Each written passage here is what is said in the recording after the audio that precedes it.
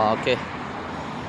அதான் சிஎம் ஆயிட்டாரு விஜய் அண்ணன், பரபரப்பு குறைஞ்சிடும் அப்படின்னு பார்த்தா மேலும் மேலும் அது நல்லா இன்ட்ரெஸ்டிங்காக போயிட்டுருக்கு. இப்போது சட்டமன்றம் நடக்குது.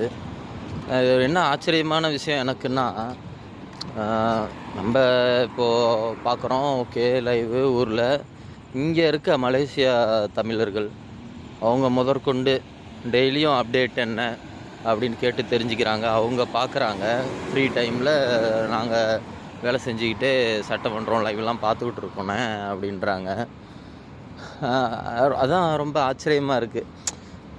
வேறு எந்த ஒரு அரசியல் தலைவர்களுக்கும் இல்லாத ஒரு ஹைப்பு நம்ம சிஎம் விஜய் அண்ணாவுக்கு, தளபதி அவர்களுக்கு இருக்குங்கிறது ரொம்ப சந்தோஷமாக இருக்குது. கேட்குறாங்க, என்னென்ன 6 மாதம் டைம் கொடுப்பேன் அப்படி இப்படின்லாம் சொன்னாங்க. இப்போ இன்னும் 3 மாதம் கூட ஆகலை, அதுக்குள்ளே எவ்வளவு பிரச்சனை கொடுக்குறாங்க, ஆட்சி கலைச்சிருவாங்களா அப்படின்லாம் என்கிட்ட கேட்குறாங்க. அதான் நான் ஒரே வார்த்தையில் சொல்லிடுவேன், வாய்ப்பே இல்லை ராஜா.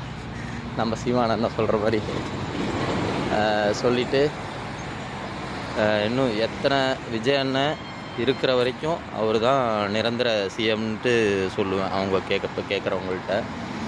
அப்புறம் அந்த வாக்குறுதிலாம் இலவசங்கள்லாம் கொடுத்துட்டு இப்போ இல்லைன்னு சொல்கிறாங்களேண்ணே, அது எப்படி அப்படின்னு கேட்குறாங்க. அதுக்கு ஒரு ரிப்ளை சொன்னேன் என்னான்ட்டு, மக்கள் யாரும் அதை எதிர்பார்க்கலாங்க. மக்கள் வந்து ஒரு நல்ல ஆட்சி கொடுத்தா போதும்,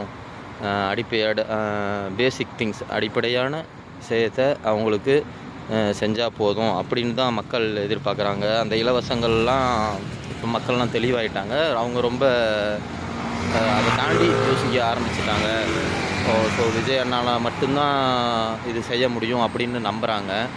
ஸோ ஒவ்வொரு வீடியோலாம் இன்ஸ்டாவில் இது மாதிரி சோசியல் மீடியாவில் போடுற வீடியோவுக்கு அவர் அந்த கட்சியை சார்ந்து பண்ணி கொடுக்கறது, அதெல்லாம் ரொம்ப சந்தோஷமாக இருக்குது.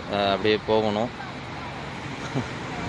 நல்லா இருக்குது, சந்தோஷமாக இருக்குது.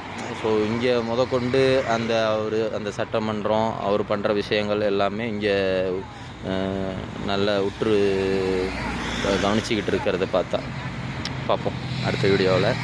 இது தயவுசெய்து விஜய் அண்ணா, சிஎம் அண்ணா கண்டினியூ பண்ணுங்கள். அந்த கட்சியை சேர்ந்தவங்களும் அதிகாரிகளும் அவருக்கு உறுதுணையாக இருந்து கை கொடுத்தா நம்ம தமிழ்நாடு வந்து மேலும் சிறப்பாக இருக்கும்.